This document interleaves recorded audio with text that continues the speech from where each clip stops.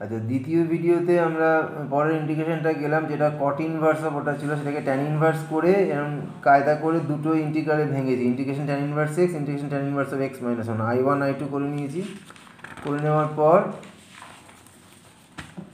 এবার দেখো I1টাকে by parts করে বার করেছি, এবার I2টা করার সময় এক্স মাইনাস ওয়ানকে জেড বসিয়ে নিয়েছি, নিয়ে আগের রেজাল্টটা ডাইরেক্ট ইউজ করে দিচ্ছি। খুব সিম্পল ব্যাপারটা, ঠিক আছে? এটা হচ্ছে তার আনসার। আচ্ছা, রোমান 3 যে ডিফারেনশিয়াল ইকুয়েশনটা ছিল সেটা হচ্ছে লিনিয়ার ডিফারেনশিয়াল ইকুয়েশন, যার ইন্টিগ্রেটিং ফ্যাক্টরটা ওটা, সেখান থেকে সলভ করতে হবে এটাকে। তো সলভ করলে পর এবার তোমার কনস্ট্যান্টের ভ্যালু বার করার আগে অবধি করতে পারলে 3 পাবে, আর কনস্ট্যান্টের ভ্যালু বার করে বাকিটা কমপ্লিট করতে পারলে বাকি 1। মানে এই আনসারটা হচ্ছে x equal sine inverse y minus one plus e to the power minus sine inverse y, ঠিক আছে?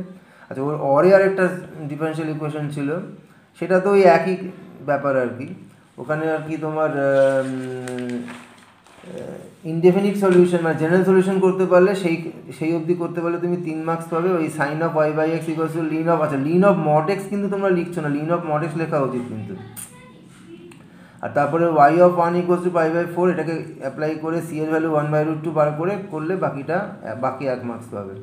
আচ্ছা, তারপরে এক্সপ্রেস করতে হবে একটা ভেক্টরকে আর একটা ভেক্টরের প্যারালাল আর পারপেন্ডিকুলার করে, সেটার ক্ষেত্রে তোমার ওই একটা ভেক্টর v1 ভেক্টর সেটা বার করার জন্য 2 মার্কস, আর তারপর বাকি এক্সপ্রেশনের জন্য 2 মার্কস, ঠিক আছে?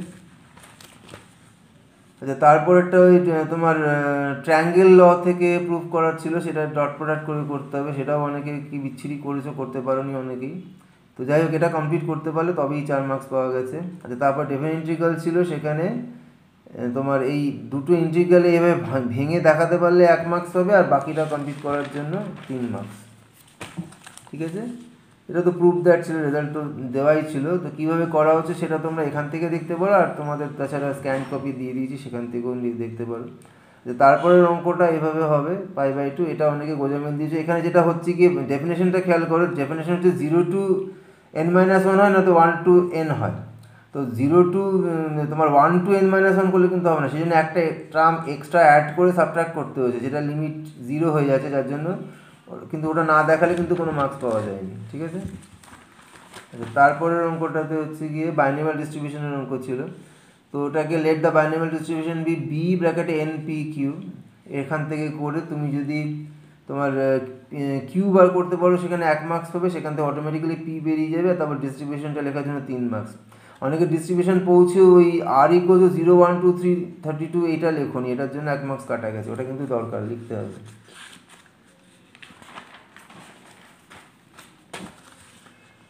তারপরে রোমান 2 এর অঙ্কটাতে E1 be the event that the man is speaking truth, E2 লিখতে হবে, পুরোটা আমি ডট ডট করেছি, be the event that the man is speaking lie, আর এ be the event that the man declares the result is 4।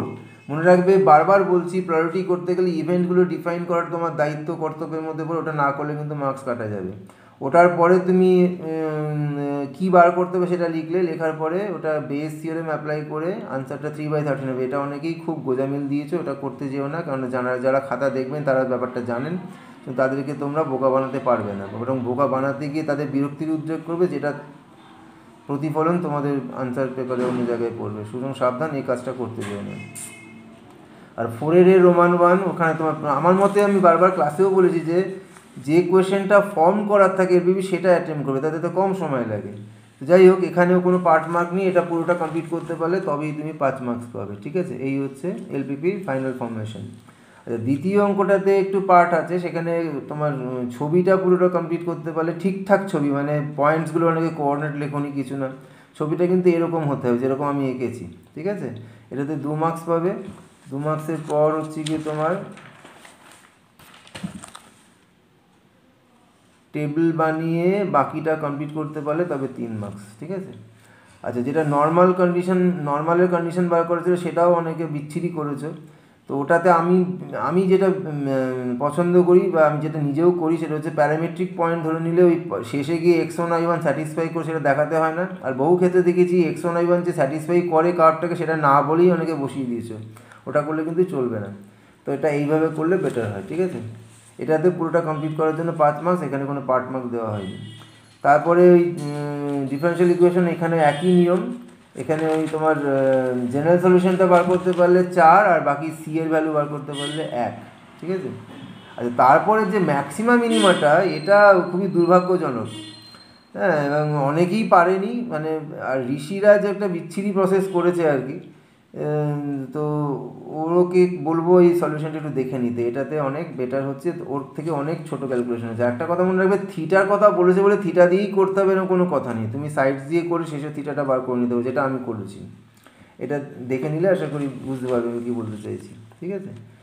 এই হচ্ছে সেটা। আচ্ছা, এখানে ওই যে এক্সের ভ্যালুর c/3 এখানে 2 মার্কস, আর বাকিটা পুরো তোমার ওই, আর লেস দ্যান জিরোটা অনেকে দেখাচ্ছই না, এটা দেখাতে হবে কিন্তু, মানে ওই সি বেরিয়ে গেলেও ওখান থেকেই পেয়ে গেলে হবে না কিন্তু। তো এইভাবে এটা পার্ট করা হয়েছে। আচ্ছা, তারপরে হচ্ছে কি তোমার পরের কোশ্চেনটা, আচ্ছা হ্যাঁ, 0 to π/2 cos x dx অনেকে সিম্পল ওই তোমার মানে তোমার লিমিট অফ সাম নয়, একটা হচ্ছে fundamental theorem of integral calculus, সেটা ইউজ করে তাহলে কিন্তু কোনো মার্কসই পাবে না। এটা লিমিট অফ সাম দিয়েই করতে হবে এবং এভাবেই করতে হবে, ঠিক আছে। এটা মেইন ট্রিকটা যেটা মনে রাখতে হবে সেটা হচ্ছে 2 sin h/2 দিয়ে মাল্টিপ্লাই করে ডিভাইড করতে হবে। এটা করলে এরকম লম্বা করে লিখলে দেখো ওগুলো কেটে যাচ্ছে, কেটে গিয়ে এই ক্যালকুলেশনটা হয়ে গেছে। তো আমি করতে গিয়ে একটু মিস্টেক করেছিলাম, ওই 2টা কেটেছি, সেটা দেখতেই পাচ্ছ। তো যাই হোক, ওটা একটা সিম্পল ক্যালকুলেশন মিস্টেক ছিল। তো এটা করতে পারলে ওই ডেফিনেশনটা লেখার জন্য 1 মার্কস, আর ফাইনাল করতে পারলে আর 4 মার্কস, মানে 5 মার্কস এইভাবে পাওয়া যাবে। যে তারপরেরটা যেটা ছিল, ইকুয়েশন অফ দুটো স্ট্রেট লাইন দেওয়া হয়েছিল, তাদের প্রত্যেকের সাথে পারপেন্ডিকুলার একটা লাইন চাওয়া হয়েছিল, তাই ওই দুটো গিভন স্ট্রেট লাইনে প্যারালাল ভেক্টর দুটো বার করতে তাদের ক্রস প্রোডাক্ট করলে নর্মালটা পেয়ে যাবে। এটা অনেকে পেরেছো, আবার অনেকে পারোনি, সেটাও আছে।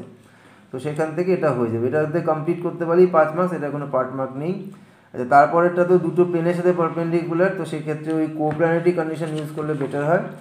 তো এটার ডিটেল সলিউশন আমি করে দিয়েছি পুরো, ওই স্ক্যান কপি থেকে পেয়ে যাবে। তো এটা এভাবে করলে, পুরোটা করলে তবেই তুমি 5 মার্কস পাবে, ঠিক আছে। তো আশা করি এর মধ্যে ইমপ্রুভ করে ফেলবে এইচএসের আগে, কারণ তোমাদের টেস্টের কিন্তু পারফরমেন্স খুবই হতাশাজনক, ঠিক আছে। তো বেশি কথা আর কি বলবো, এখানে আর কিছু বলছি না। আশা করি তোমরা ভুল ত্রুটিগুলো বুঝতে পারবে, আমি আমার মতো যথাসাধ্য যতটা পারলাম করলাম। তারপরেও যদি কোনো হেল্পের দরকার হয় অবশ্যই বলবে।